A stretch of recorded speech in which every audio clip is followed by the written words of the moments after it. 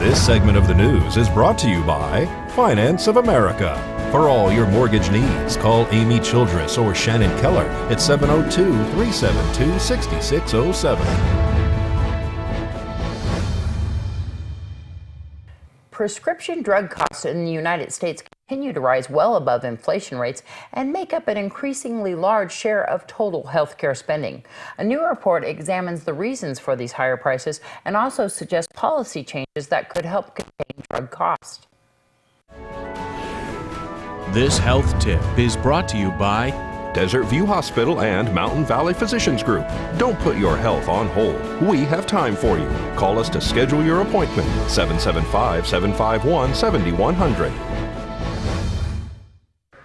For many Americans, a trip to the pharmacy can result in sticker shock. People in the United States pay more for their prescription drugs than anywhere else in the world. There's a lot of frustration about high drug costs and how they impact the delivery of patient care. Dr. Aaron Kesselheim and his colleagues at Brigham and Women's Hospital reviewed the medical and health policy literature on prescription drug prices in the U.S. The researchers say high drug costs stem from several factors. The provision of market exclusivity that allows drug companies to charge whatever the market will bear, and then limitations on payers and their ability to negotiate drug prices, and the limitations on competition that might drive drug prices down. Another factor, a lot of physicians don't know what the price of the drugs are to patients, and so will prescribe drugs without thinking about the price of the product. This contributes to patients sometimes not filling prescriptions and spreading out doses or splitting pills to reduce costs. We need more education for physicians and patients about the implications of high drug prices on the delivery of care. Also, more information on identifying high and low value drugs so resources aren't wasted.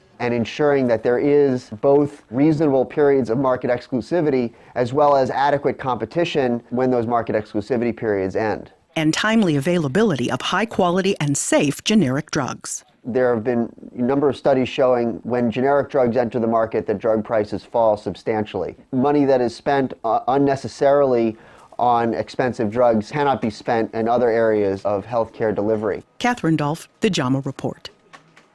Another justification for higher drug prices is that it will help encourage innovation. However, according to the authors, most innovation comes from publicly funded science in government labs and academic research settings.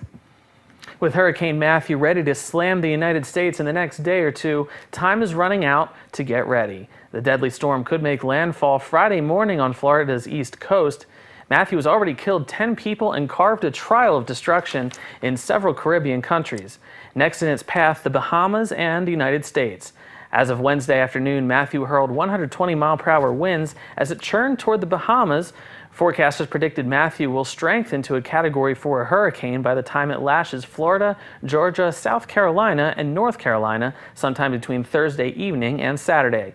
President Barack Obama warned Americans in the storm's path to pay attention and take any evacuation orders seriously. He said if the core of the storm strikes Florida, it could have a devastating effect. Well, Las Vegas Metro is reporting a 30% increase in homicide from last year. So far this year, 127 people have been murdered in the city. Metro also says the killers are younger than before. Dozens of the killings have not been solved, meaning the murderers are still roaming free. 72% of the murders involved guns. 16% of those murders were domestic violence related. 38% had a gang connection. 33 murder suspects were 22 years old or younger, and 11 murder suspects were 19 years old or younger. October 14th is the deadline to get your vote recorded for the sale of the VEA transmission line.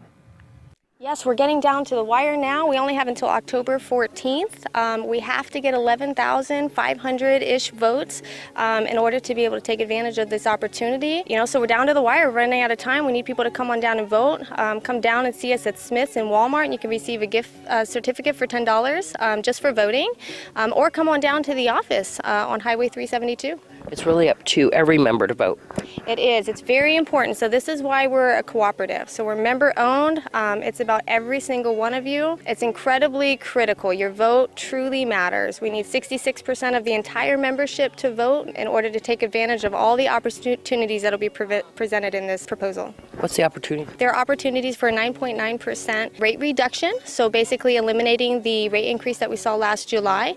We'd have the ability to make that go away. In addition to that, we're going to be able to retire the largest amount in capital credits that we have in VEA's history, in addition to a $579 check that will go out to every single member, because essentially we all paid in to have that thing built, and so this is one of those times where it pays off. So the company is doing well. The members have really supported it. That cooperative philosophy, you know, we've all been a part of that, and I'm excited to see those checks rolling into the pockets of our members. For more information? For more information, call 775-727-5312. Or go online? Or go online to www.vea.coop.